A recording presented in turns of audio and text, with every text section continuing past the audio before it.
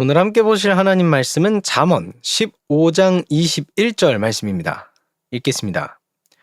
무지한 자는 미련한 것을 즐겨 하여도 명철한 자는 그 길을 바르게 하느니라. 아멘. 오늘 말씀은 무지한 자와 명철한 자를 비교하고 있습니다. 그런데 비교되는 결과들을 이렇게 놓고 보면 이게 딱 한 번에 이해되지 않게, 그러니까 직관적으로 이해되지 않게 써놨습니다. 한번 보실까요? 전자는 미련한 것을 즐긴다라고 얘기하고 있죠. 그런데 후자는 그 길을 바르게 한다라고 말합니다. 여기서 그 길이라고 표현을 해놔가지고 살짝 꽈놨어요.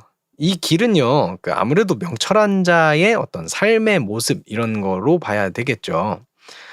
그래서 이게 직관적으로 딱 알 수 있는 어떤 대비되는 단어를 가지고 비교를 하고 있지 않습니다. 그래서 좀 풀어서 설명을 해야 될 것 같아요. 무슨 내용이 되냐면, 무지한 자는 자신의 삶 속에서 미련한 행동을 추구하고 그런 것들을 실제로 행동하면서 살아간다는 의미입니다.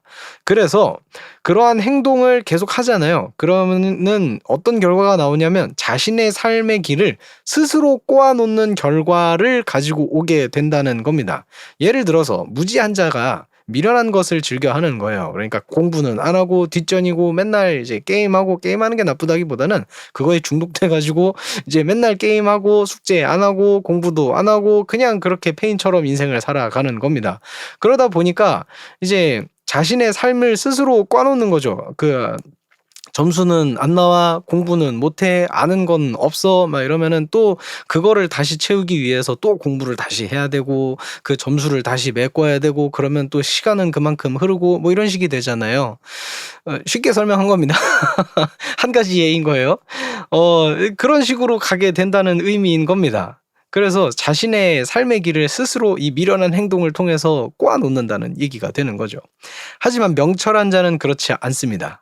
오히려 이런 미련한 행동을 피해 가려고 하는 사람인 겁니다.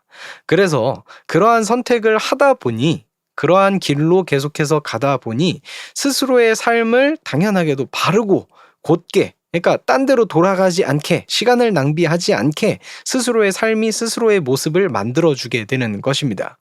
그래서요, 오늘 말씀은 이 두 가지를, 이 두 사람을 그렇게 비교해 주고 있는 것이죠. 오늘 말씀을 통해서 제 스스로의 삶을 돌아봅니다. 내가 내 스스로의 삶을 꼬고 있지는 않았는지, 난이도를 계속해서 높이고 있지는 않았는지, 아니면 그 길을 내가 바르게 하려고 하고 있지는 않은지 제 스스로의 삶을 점검해 봅니다.